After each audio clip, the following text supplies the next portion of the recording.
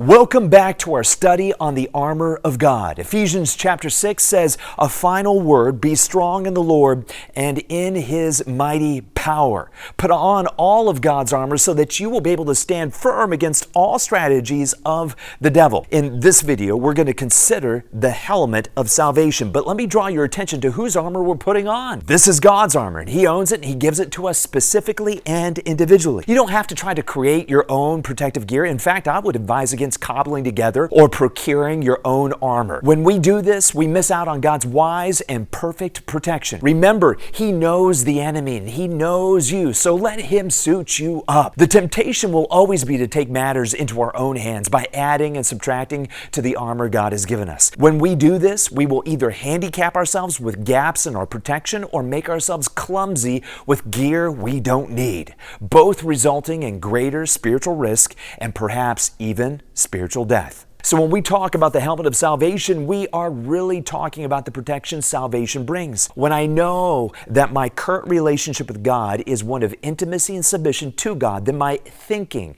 my equilibrium, and my living are all protected in a way that will preserve me from the blows of the enemy. Now, for sure, the devil wants to strip you of your salvation with a demonic headshot that leaves you decapitated. But your helmet will protect you from those efforts so that you can think clearly, so that you can maintain your balance, and so that you might live forever with God. Now in verse 17, Paul says, put on salvation as your helmet. Let's note that this is an item that you must put on. You've got to be proactive. Have you ever forgotten your keys, maybe your wallet, or maybe even your helmet, or let's just say your helmet of salvation?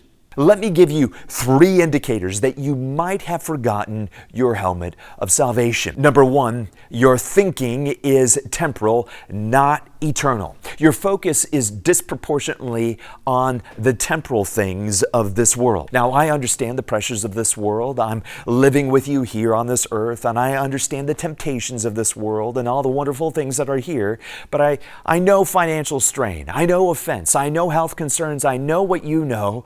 But what about the strain that comes with financial abundance, or being the offender, or knowing someone with health concerns? No matter what, there are temporal stresses in this life. I get that, I know that, but salvation keeps our thinking on the afterlife, which is what really matters. Another indicator that you have forgotten your helmet of salvation is that number 2, your balance is off. If you've ever been knocked silly in the head, you know what I mean. You tend to lose your balance. Now, in this life, the devil really wants to knock you off balance. Our gospel-shod feet help with our effort to stay upright, but the helmet is just as important, if not more so. You can take a blow to the head and not suffer the same ramifications or consequences if you didn't have your helmet on. Sometimes, though, we do get ourselves into a place where we get clipped by the enemy because we forgot the helmet of salvation. And we do stumble and we do sway in a way that jeopardizes our future. So I say get that helmet back on immediately and avoid anything that might take your balance away. Just avoid it. I just want to put this out there for perspective. Once you fall on the battlefield, furnishing a defense from the ground is very, very difficult, if not impossible. Without God's intervention, you might not make it back up. And my final indicator that you perhaps have forgotten the helmet of salvation is that number 3, your living is unprotected. By this, I mean you've let certain things into your life that originated in your thinking that jeopardize your salvation. I want you to see the link between thinking and living, because I happen to believe that we protect our living with our thinking, which is why we need this helmet. There has never been a time in my life where I found something in the way I was living that didn't first originate in my thinking.